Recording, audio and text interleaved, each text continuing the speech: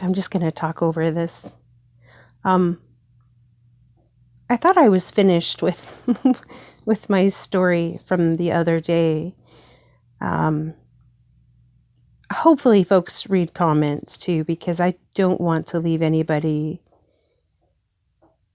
looking at a certain situation going, wow, that could be a loss of hope or something. I don't know. But I can see how this type of a thing could be arising in the future for other people. And um, just something to maybe think about and hold on to. It made my faith stronger, actually, because it showed me the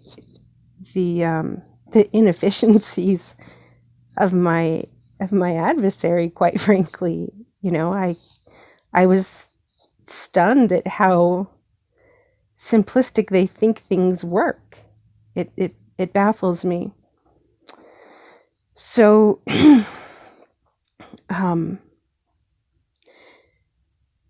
I've talked before about background workers and how I like to be a background worker, and in other people's minds that would be, the janitor or the cashier or just whatever servant position, and it just, that's how my life has worked. And I thought for a minute that I wasn't in a servant position anymore, and I realized even then I was in a servant position, and it felt so wrong to me that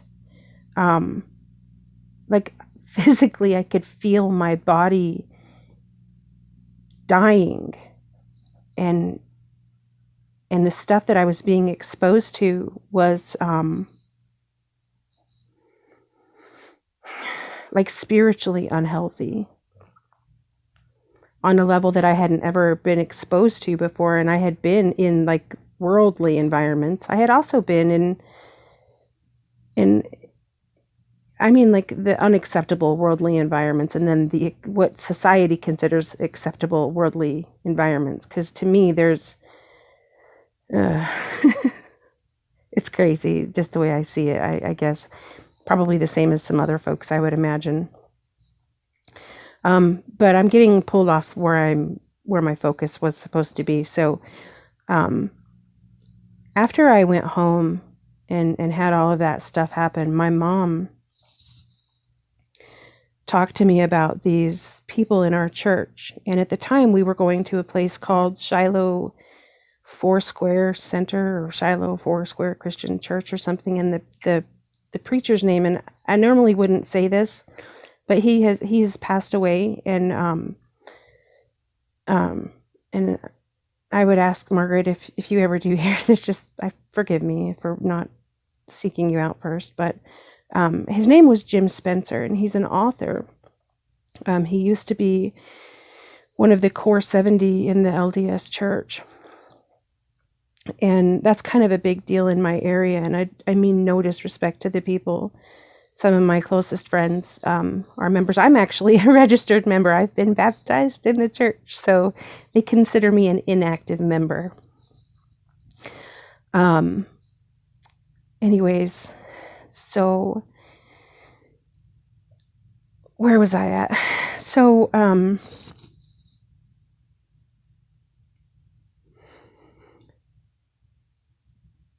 we went to this church, and in the books that Jim had written, Jim Spencer, Beyond Mormonism, and a couple of other ones, because at some point something happened in his life and he could see things differently. And he did the best he could, him and his wife, and they had a different kind of an impact on religion than even people now could potentially see. So my mom told me that she had these folks she wanted me to talk to. I don't recall their names. They were in their 70s at the time. But they were the most gentle, beautiful, sweet old couple, and their souls were old. Like, I don't mean like we see old people as wrinkly or whatever. I mean their souls were ancient souls. And they sat with me and they said, "We need to tell you something really hard. This is going to be really hard for you to hear, Brittany." And if you guys if you guys don't think I'm nuts by the end of this, you will. I hope. So my mom was in the room with me, and they explained to me that they needed my permission to tell me this hard thing that they wanted to tell me. And I'm like, yeah, okay. And they had a conversation that I don't recall all the words, like what they were saying, but it was kind of like explaining how sometimes when a parent is overridden with guilt, they need help in expressing themselves to their child, right? And that's what they were there for, was to help heal a wound that my mom thought existed inside of me. And so we talked, and they said they wanted to do what was called like a regressive. It's what the only thing that I could put a term to would be like a regressive session. It's hard when you're trying to put a clinical English word on something that is spiritual. So that's the best explanation I can give. Okay. So it doesn't do it justice. So what the deal was my mom had guilt she was carrying from when she was pregnant with me, because she had tried to abort me. And in her strong consideration,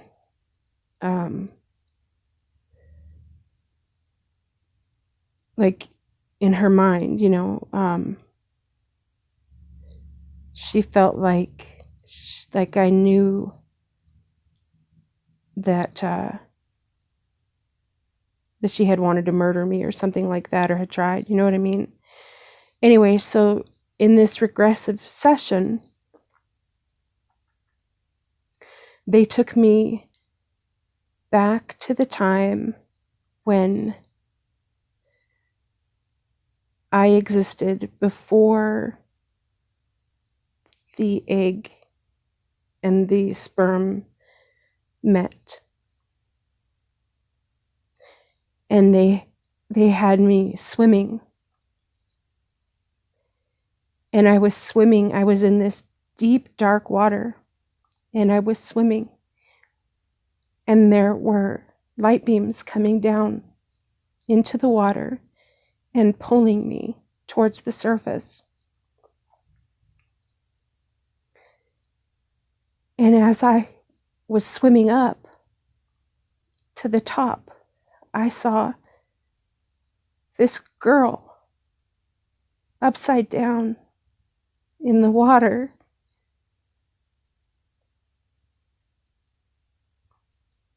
And I went and I pushed her out of the water.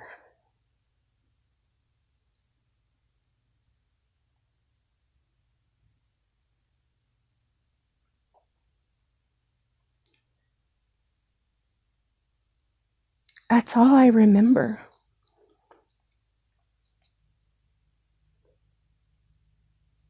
It's kind of weird because I was breathing in the water.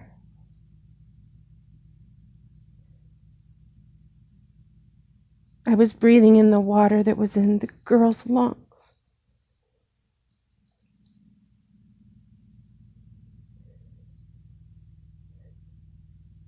And the first time in my normal, like outside of that regressive state that I have ever known, Sorry about that, guys. But that I have ever known. Um,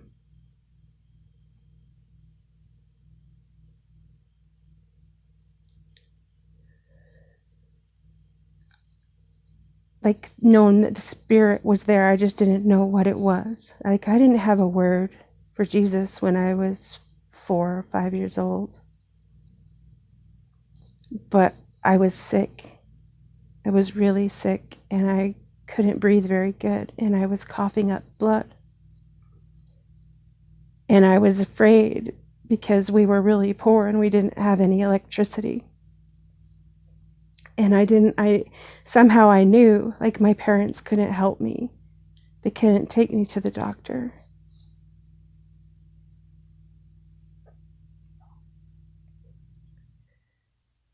So I would get toilet paper and I would cough the blood into the toilet paper and hide it behind the couch. I had stopped eating, but I was really sick and I was trying to hide it so that my parents weren't worried about me but the Spirit came and showed me that I had to take the bloody tissue to my mom.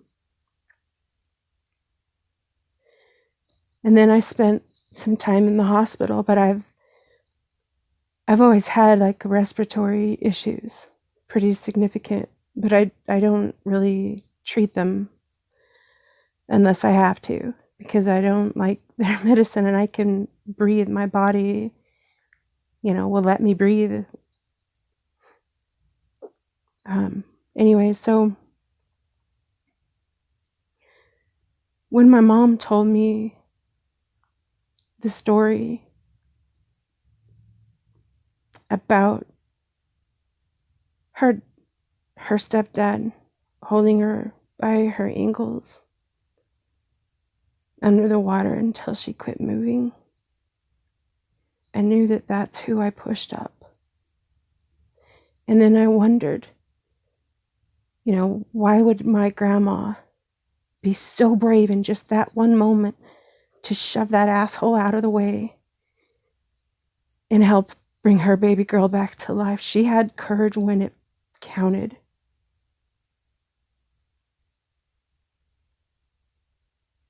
Her heart was strong enough when it counted because she knew her life was shit anyways.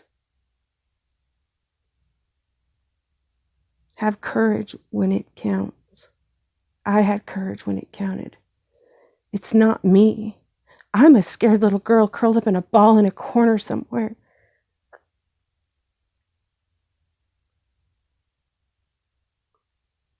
I'm a coward. I'm an ex-meth head prostitute, freaking piece of crap to the world.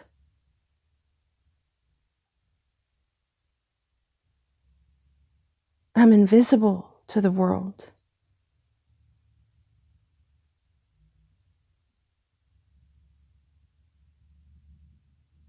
There was a day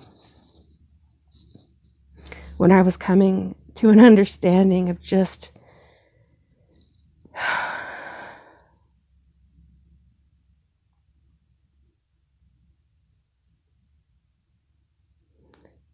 just how bad I messed up.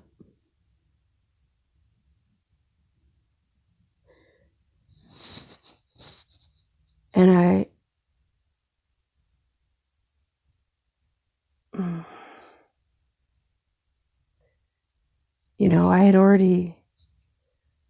I had already made like this agreement, I thought, with my God. And it was like, okay, I give you my life and you give me your salvation. And that's what I thought. But I can promise you, for me, something changed when I came to the real understanding that I didn't deserve it by giving him, even by giving him my life, I still didn't deserve it. Because what was my life? I handed him every bad thing that this world had to offer.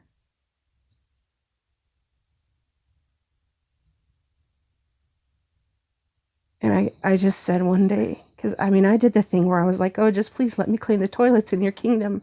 I did that. And I was like, I'm not even, this is how bad I hated myself. I'm not even worthy to clean the mess off of a wall when somebody misses in your kingdom. That's how much I hated myself.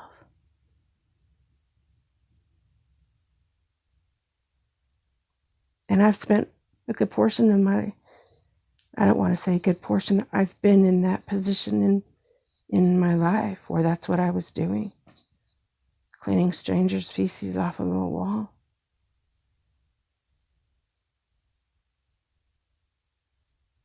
And even in that moment, I knew I wasn't, and I'm not putting myself down, you guys, but like, how could you not? Really? Who could pull you out of a circumstance like that?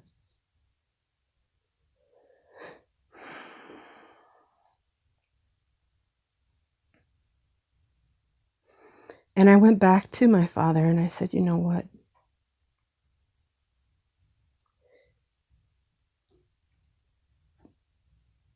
I get that I don't understand it all.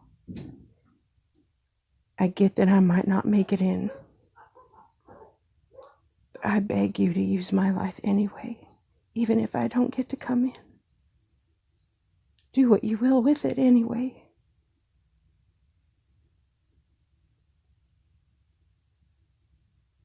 And for me, like the moment on that cartoon Beauty and the Beast where like it all transforms, that's that kind of a moment.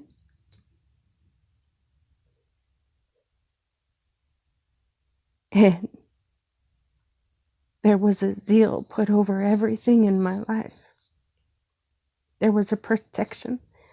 I could remember back to a time when I was that scared little girl. That first time I really reached out and latched onto that hand that I had no name for.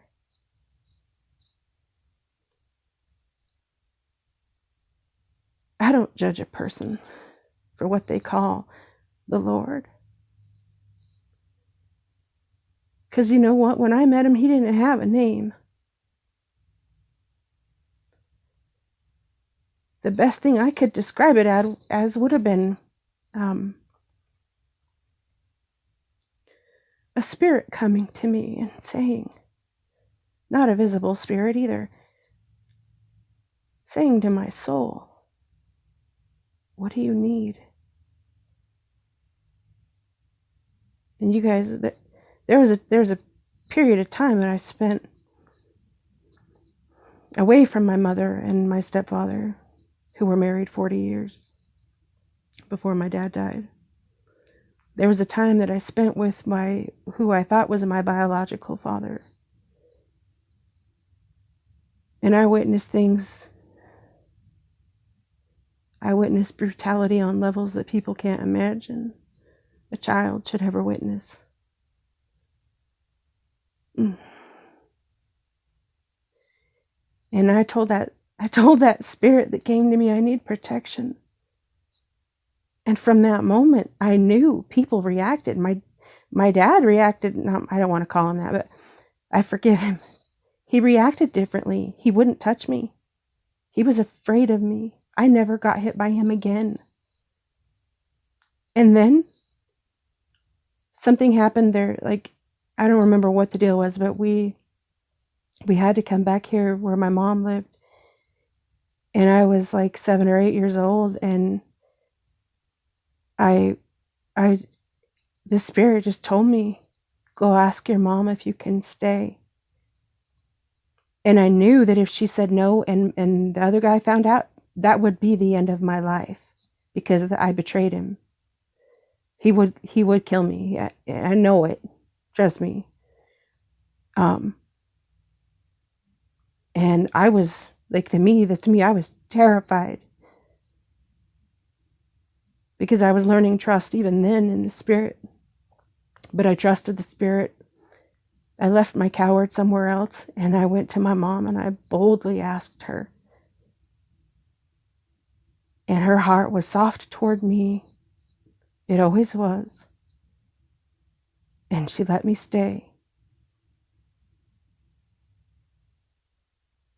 Now, see, these things are things I've carried with me all my life, but I never understood the power in them until I did.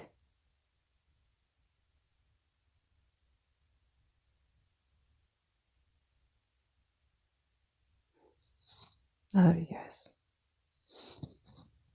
Be strong.